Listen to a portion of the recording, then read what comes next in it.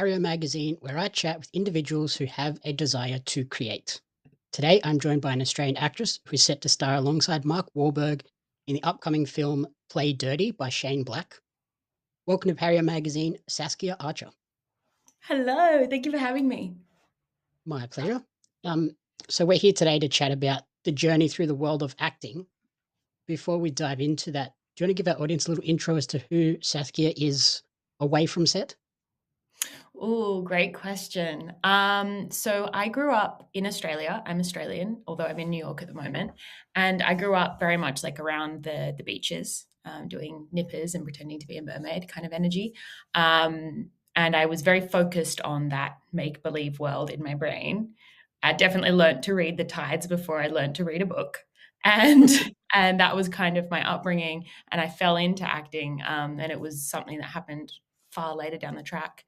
And so outside of the acting world, I'm very creative in the way that I navigate what I want to do. And the most important things to me is living a life well lived, which includes feeling a life well felt.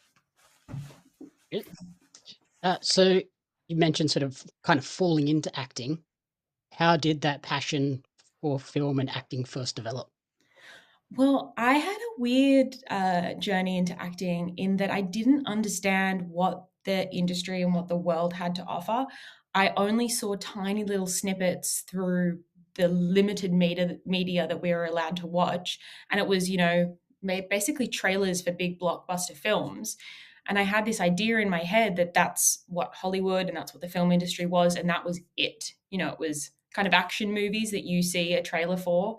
And that was it. And I was like, oh, kind of bored of that. Like, I'm just not curious about it.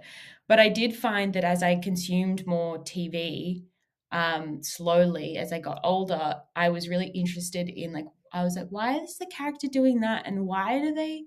But they said this, and I don't understand that. And I started to try ask a lot of questions, and people found that really annoying. So I spent like a lot of time thinking about it and figuring out why people were doing things the way that they were doing. Um, and I think that curiosity has inadvertently led me down this path, and why I'm still here and why I still love it is because it's that curiosity of why the hell are we doing what we're doing? Okay. And yeah, so like you mentioned, sort of watching action blockbusters. Shane Black would have been someone that was on your radar early on with being tied to Lethal Weapon. Did that sort of make this upcoming movie like really exciting when it came across your desk? Um, if I'm being completely honest, when I say that I watched, the action stuff, I didn't actually watch the movies. I just saw the snippets of the trailers, and I never watched anything of his before until I was cast in the movie. And then I went down the rabbit hole of Shane Black and I went, this dude's amazing, and he's created such interesting worlds, and such diverse range of cast and crew and the things that he's made. And I was like, oh, this is great, this is super exciting. But I also tried to like put that to the side a little bit and just focus on the job Yep. Yeah, so I come in could with your own take get on the it. characters. Exactly. And then prior to becoming an actress, you worked as a paramedic. What sort of inspired the shift away from that career path down to the crazy career path of acting? Great question. The shift was a complete accident. I didn't plan to leave paramedics. I was really happy doing what I was doing. I love that I was helping people. I love that I was making a difference, um, immediately to people's lives. But what happened was I had a friend of mine who pulled me to an audition, acting school audition that they were convinced I was going to get. And I was like, you are completely delusional. Like, one, I don't want to do acting. Two, what the hell are you talking about? Three, I'm so happy in my career. Like, you've lost it. And then I found out that it actually cost money to apply. And I was like, oh my God, you really must think I should do this. I was like, okay, I'll give it a go. I'll just do it. And then we'll just continue and I'll go back to my paramedics. But then in the process of doing that, I realized, one, it was so much fun and I loved it. And I loved that creative process. But then I got in. I was like, oh gosh, I have to make a decision now. I have to do a life change, and to go from I was essentially, it was a very secure space in that I could get a job wherever I really needed it, within normal circumstances, and I was happy doing it. And to leave a secure career to go into a completely unstable career that I also knew nothing about, and I was starting new at acting school. It was a bit of a risky move. So my father wasn't all that keen about it. But that So kind of egged me on a little. I was like, all right, now I want to do it. trying to 'Cause I was prove just him being, wrong. yeah, I was being a bit of a dick. And then I decided, I was like, well, I'll go give it a shot, and then I'll just go back to paramedics when it doesn't work out. And then lo and behold, one, I loved it too much, and two, it ended up kept working out. So I just kept on doing it. Yeah, I guess, like, paramedics isn't going anywhere. You can always go back there later down the line if you ever. Yeah, theoretically, if I wanted to, I could, but I honestly don't think I will now. Because there's a few reasons. It's also because the intensity of the is interesting, because the 16-hour shifts, the really bad long overtime shifts that you do, as a paramedic on those night shifts, they're killers. And I would come home from that being like, I have nothing in my bones or my soul to give to anyone or anything. But when I've done overtime on set on acting, I can keep going. I don't know what the rule is, but there's some kind of source of energy that I will find. So maybe that says something about my personality. I'm not sure. And I guess maybe some of those experiences in the field as a paramedic might be playing into what you're bringing to characters as well. Yeah, definitely. I'm like, it's easy to be kind of intrigued by the adrenaline of paramedics, but the reality of it is that it's complex and dark, and you see some really scary stuff. So I have a few memories in the bank from that. And then on that note, sort of two of your biggest roles have kind of had quite dark undertones as well, with the first one being Annie in The Reef Stalked, and then as Hannah Beth in the Stan miniseries Mm. Bali 2002. When you look back on those roles, how do you feel they've shaped you as an actress today? How have they shaped me? Annie was such a fun experience. She was completely out of her depth with going on a kayak trip. She couldn't kayak. She didn't like the outdoors. She didn't want to do anything. But she continuously found a bravery and a determination outside of her comfort zone. Um, and that was really inspiring, because also, not only as I discovered that in her, I discovered that in me, because you bring those elements, you tease it out of yourself. So to discover that, that I have a little bit of Annie, was really wonderful. I feel really privileged that I could play a character like that, and also to have fun in a creature feature was, once in a lifetime potentially. So I had a lot of fun with that, and I just take part of also the joy of that experience, and the stunts. There was a lot of water stunts, which was a lot of fun, and my agents always use that when roles are coming up and things like that. So that's great that I've got that experience in my back pocket. And in terms of how Hannah Beth shaped me, that shaped me, perhaps more than any kind of role I've ever done. Hannah Beth, Hannah Beth's a real person that went through something incredibly traumatic. She was at the Sari Club on the night of the Bali bombings, in 2002. She was there with her partner Mark. The moment that the bomb went off, she like was healing herself from the rubble, and she just knew something in her bones, in her knowing, in her, like, in the universe, whatever. She knew that he had gone, but she was like crying for him and to try and find him. But in that distress, she was helping everyone around her, and that was notable in a moment when they take a photo of her. There was almost only one photo, like journalist type photo, that happened on the night of the Bali bombings, and it's Hannah Beth taking Tom Singer, which was a boy who was 17, who had been burned and really hurt by the fires, and she was helping him up and helping him to get more help because she was okay. And going through the motions of filming that, knowing the truth of it, will always hit a chord with me that's incredibly emotional and touching, and you feel all the emotions at the same time. You feel the grief, you feel the disbelief, you feel the gratitude that I got to tell a story that was real, but also to know that it is real, and she went through that like really, really hard on my emotional state. I was going to ask, like, obviously that is based on real life events, and sort of, I feel like every Australian has some sort of connection, whether it's just they woke up and saw that news.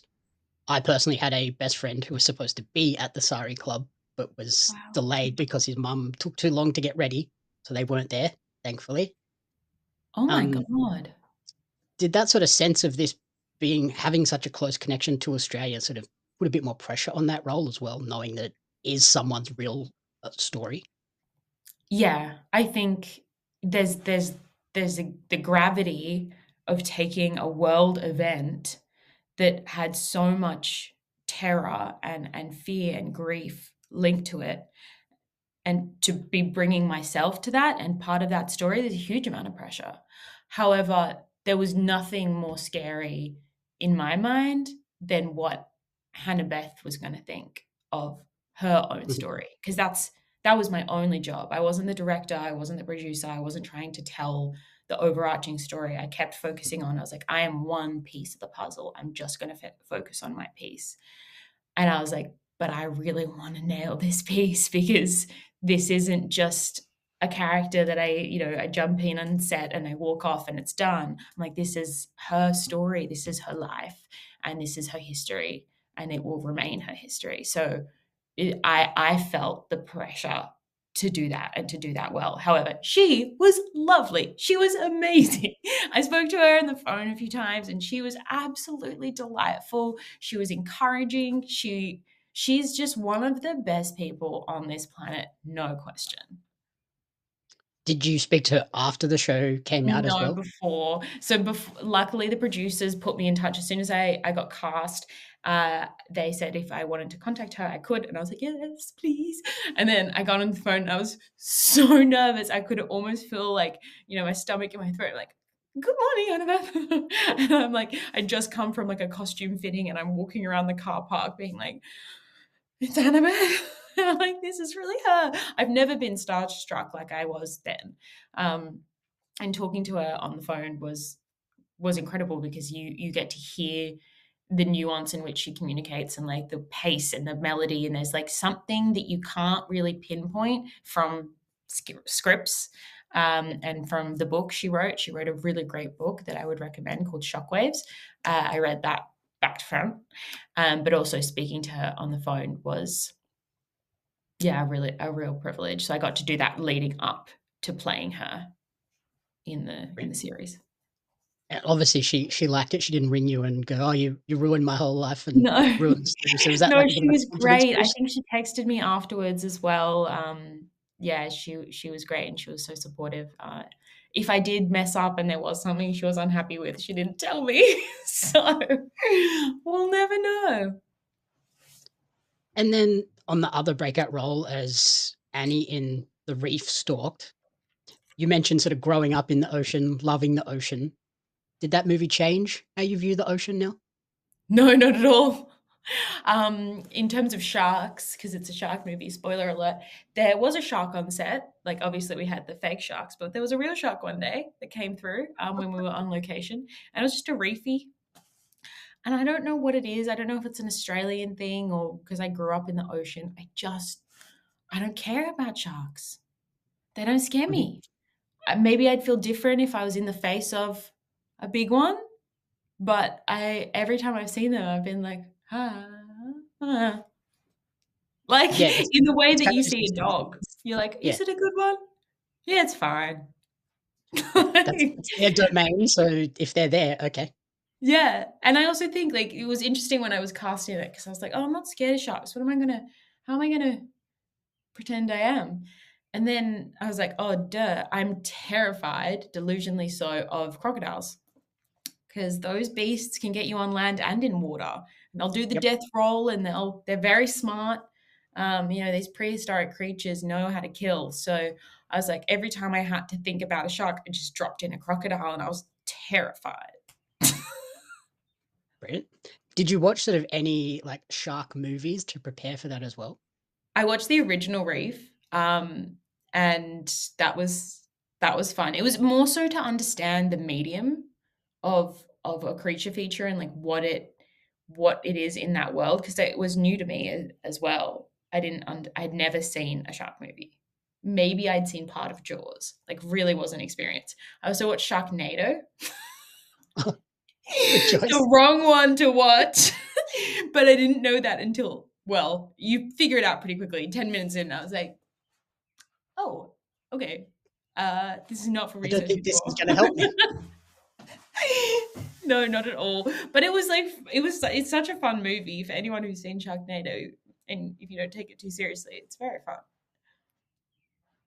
And then as we look to the future, I mentioned you've sort of been on set and star in an upcoming crime drama, Play Dirty, by Shane Black, who, as I mentioned, is well known for the Lethal Weapon franchise. In that film, you're starring alongside Mark Wahlberg, Dermot Mulrooney, Keegan Michael Key, Lakeith Stanfield, and Rosie Salazar. How was that experience? I can't talk much about Play Dirty. However, being part of a project with such passionate people who really care about what they're doing with such a depth of knowledge in their pocket is like such a privilege. And every time I've had the opportunity to work with any, A-listers, for lack of a better word, but rather just being anyone with experience, it's really encouraging because they're so human and so real. And I find it easier because you're like, oh, we're really all in this together. We're all here to do the thing together. Um, so there's a comfort in that, and Play Dirty wasn't excluded from that. I felt comforted in the process, and it's just really fun. You're all there sitting on set doing first. We went into a rehearsal, and that's yeah, we all just worked together to get to the outcome, and yeah, it was really enjoyable. And Shane Black is a joy to work with. Right? Yeah, that's kind of like the opposite of what I think I would feel. I feel like I'd be daunted by the, the rest of the prestigious cast around me and be like, okay, this is a lot more pressure now. I think it is easy when to feel that pressure when yeah, you're like in the world more, but weirdly for like even though I'm in the world, I feel like I'm not in the world. Like I don't consume enough mainstream media really. I didn't know. I think I've seen one Mark Wahlberg movie, Mm. which was Ted when I was like 13 or 15 or I don't even know. And so I feel like I'm not uh I don't know. I guess yeah, I don't feel like as involved in it. So I felt like we were there to do the story and then that's all I focused on, which is weird and doesn't make sense compared to how nervous and fearful I felt on the phone to Hannah Beth. No one was there. No one could see me. Like I could say the weirdest thing on the phone. She wasn't going to say anything, but I was freaking out, freaking out. Yep, I don't understand it. But maybe it was also the pressure because if you're there to do the job, you're just there to do the job. You have to focus. yep. So maybe that's it too. Did you sort of get any advice or learn anything new from those people or while during the filming? I think the biggest thing that I got away from not only that project, but the project I've worked on between then and now is that I can really trust my instincts. And I think I've heard a few people talk about that, and it's really easy to say and really hard to do Mhm. because I'm someone who also has anxiety, less so now, but definitely on and off. And when that anxiety hits, you go, is that intuition? Is it anxiety? What, how do I know which one to listen to? Which one's completely delusional? Like it's really hard to say, oh, just trust your instincts. And you're going, but I'm not sure which one is my instinct and which one is my brain, because they feel the same. Well, to me, they feel kind of similar. So to navigate the space of like letting go of all the what ifs and the buts and just keep moving through with your essence. I mean, that's the continuous lesson with acting, is like to trust the moments and the reactions and how you authentically respond in the moment and let all the other stuff go. So I think that's probably a big takeaway. Yeah, I guess that's it. Like they've cast you because you brought something special to that audition that was all you. There wasn't any direction in that audition, so yes, that's why they've cast you. So do that. You've clearly No, understood that's an what. interesting point that you said, because on every job that I've ever had, theater or film, TV series, anything, I've always tried to find a moment to ask production, casting, or the director, why did you cast me? Like, what was it? Because I want to know what I did in the audition in case I need to replicate it. Or if it's not something I did and it's something I can't control, great, I'll just continue being myself in front of Yep, the camera or something. And that's helped me, because I, more so just for comfort than anything else, for peace of mind. I'm like, okay, yeah, cool, same page, great, and then we'll like go on and do the job. Yeah. brilliant. So if we look even further into the future, do you have a dream role or film that you'd one day like to be involved with? I There's many different roles and many different stories that I would like to tell, and I think that's part of being an actor and a storyteller, is that you want to get nitty gritty with different stories.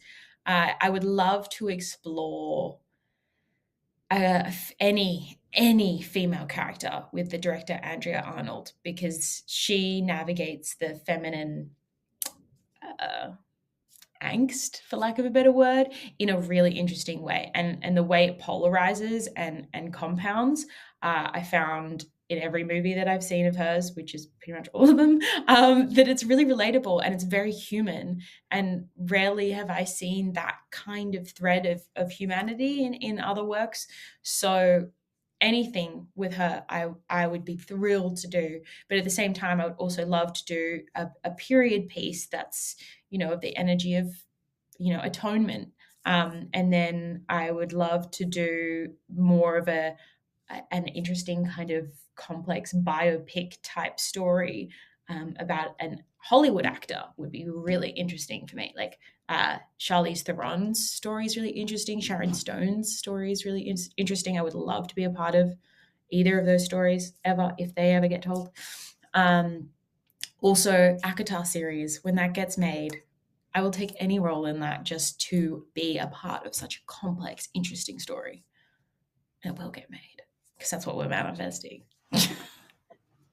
So in terms of finally, where is the best place for people to support you and track the creative journey moving forward so when those dream roles do come up, we get to see them?